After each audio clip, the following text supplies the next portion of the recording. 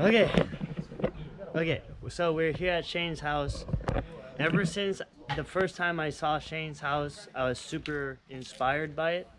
The really, really special thing about this, in my opinion, is that it's so Ohia inspired. Shane, how many years is this? Have you been here? Seven? 7 years. On the Aina here, yeah. What inspired you to do this? I think the spirit guided. You know, it's the simplest way to express everything. So, so all this Ohia, Yeah. is it from the land? Yes, yes, yes. All the Ohia. We did use a traditional lumber for like the beams, the joists, the rafters, and yeah, that basically that, and maybe for framing in around the windows, but those are all attached to Ohia, as you'll see on the inside. So everything else is Ohia because we had there were so many Ohia that were prevalent here. This is all, you know, if you can look beyond that, that just thicker than that, just all just straight up ivy, the strawberry guava, just thickets of it.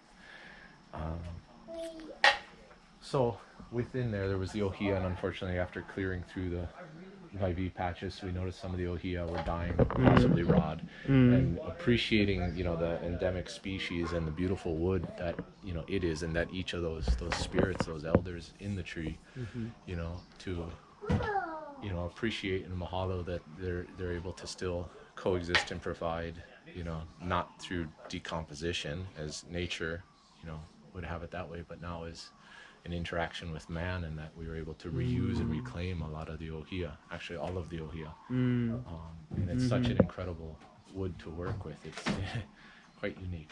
So yeah, Wow. we had choke Ohia, and, you know, some time and definitely some youth and ideas and vigor.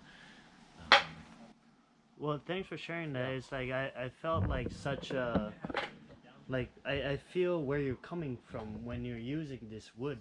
Yeah. You know, it's like you come from such a appreciative, you know, full of gratitude kind of place. Absolutely. That's amazing.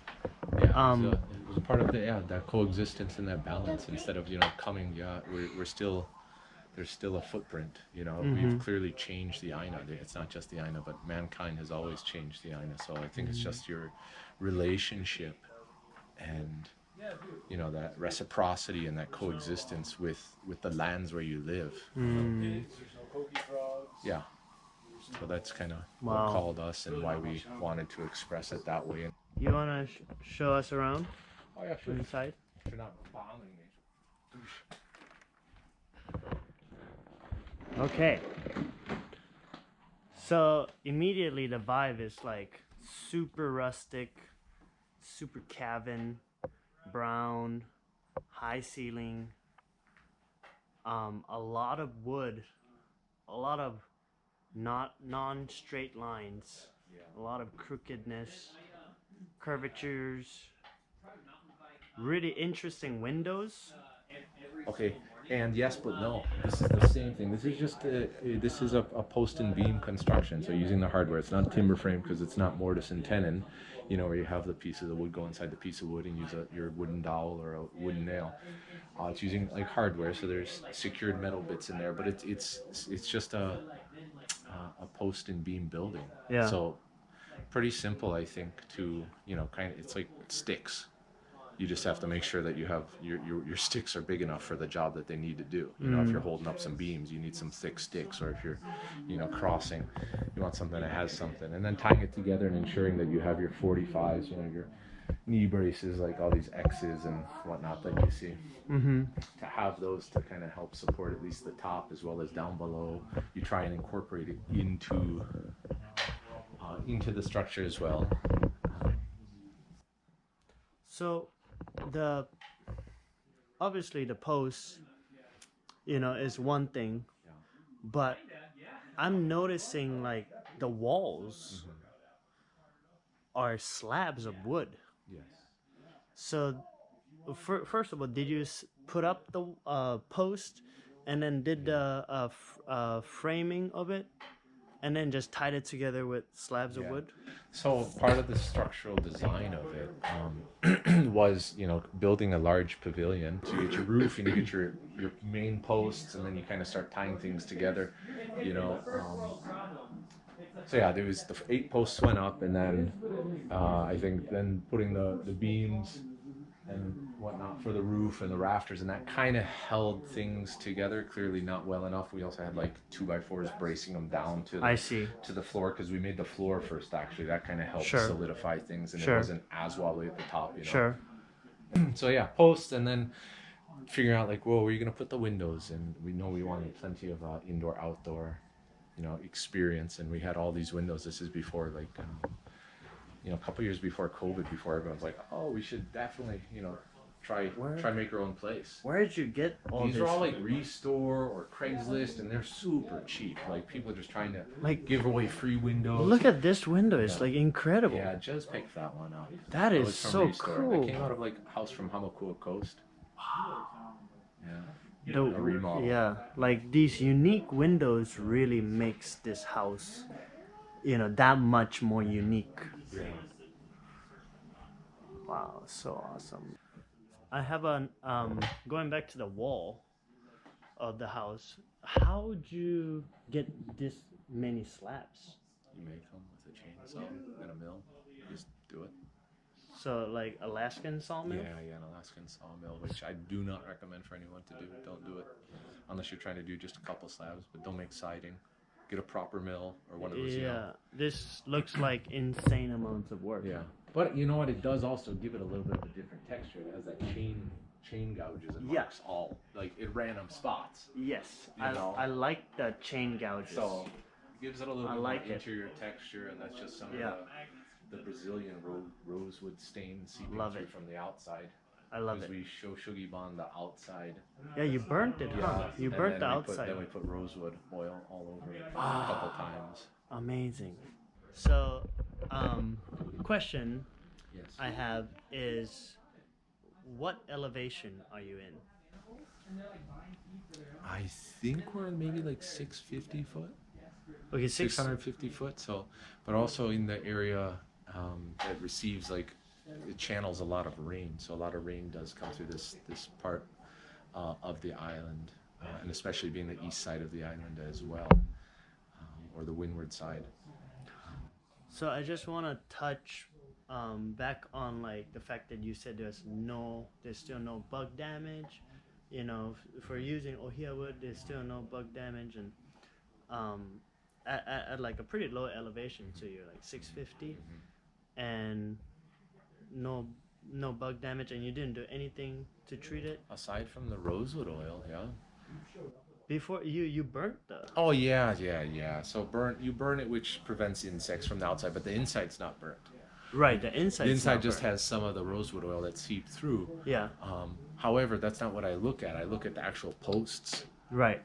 And having worked with enough Ohia on the Aina, and having felled plenty of trees here, Yeah. being able to see like, oh, this is kind of what happens, when it's wet, or after it's been sitting for a long time, or if it falls and it sits, for a long time, you'll get plenty of bugs in it. Yeah. If you let it sit Sure. in the jungle. Sure. You gotta have it kind of cleared and dry. Sure. You can store them for a long time, like a good year or so Yeah. outside easy without cover. Yeah. Not that you want to, but it's not gonna, like totally destroy the wood. It takes a long time to decompose, essentially, is what I'm saying. Okay. So, and once it's dried, like no mold, no fungus, no insects, no dramas. Nice. Yeah. That is really nice to hear. I just want to touch back on when you said like you only used Ohia that was dying from. Yeah. So rot. nothing new, because if you go outside, you'll see something here. We're in a Kipuka. It's an area, like a real low area. There's a seasonal river that, because we get so much rain, it like floods a couple Wow. times a year, but only then does it flow. No other times.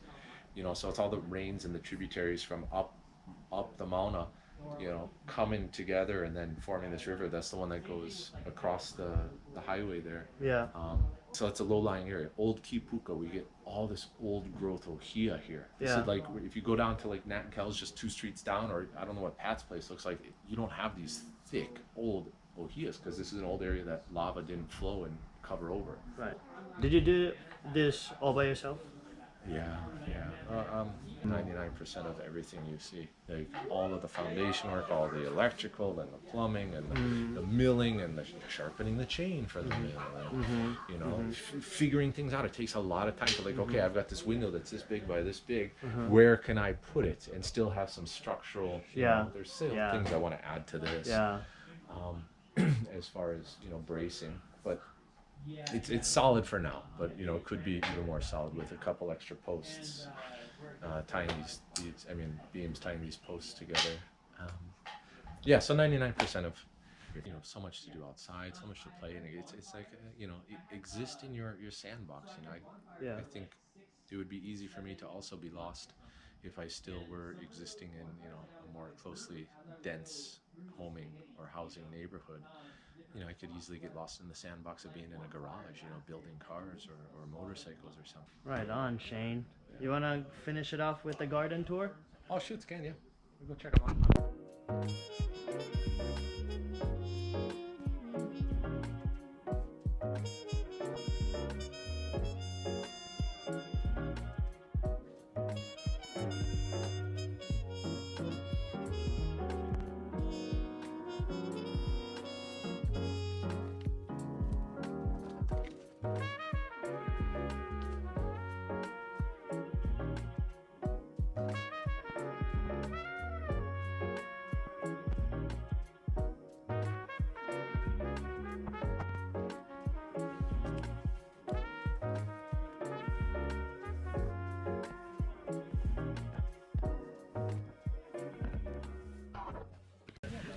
It's hard to see, but those are, what is it, miniature chickens? Yeah, Serama chickens. They're the tiniest, cutest little things. Look how innocent they look. They're very aware of what you're capable of, chickens. Wow, so tiny. Oh, you have real chickens. Yeah. The Seramas were the fakes. They were the decoy. Yeah.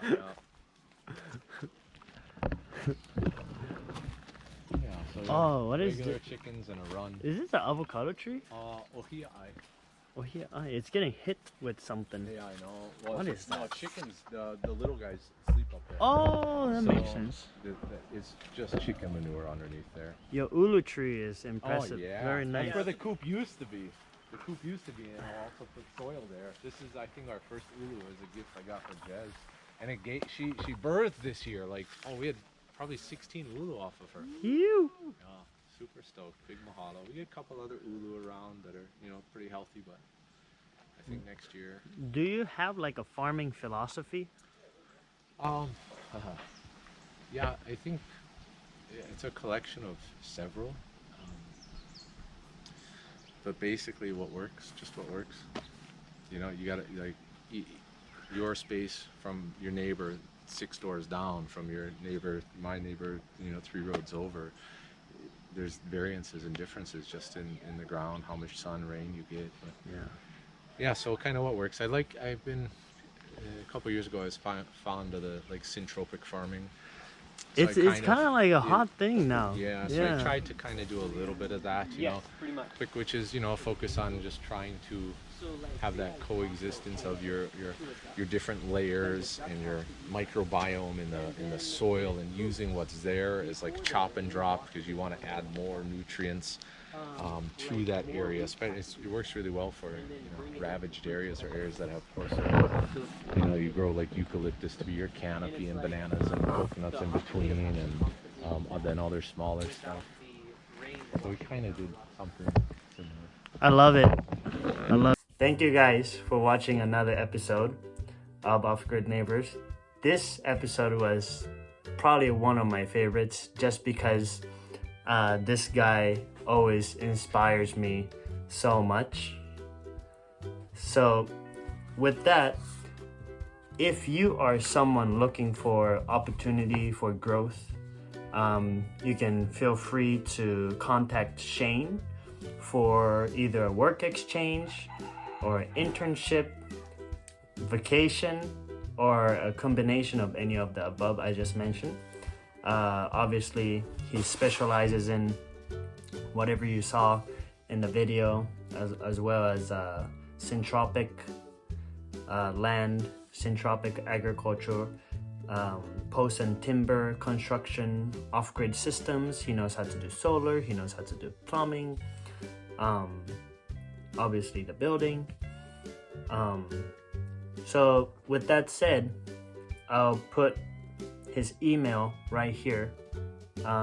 We're not gonna put it in the description because we don't want scammers or anything. I don't know if that's a thing that happens, but write this down if you're interested in whatever I just said. And yeah, you'll see this guy again. He's working on a super cool structure as we speak, and I'm super excited to show you guys what he's up to in a few months. Okay? Bye bye.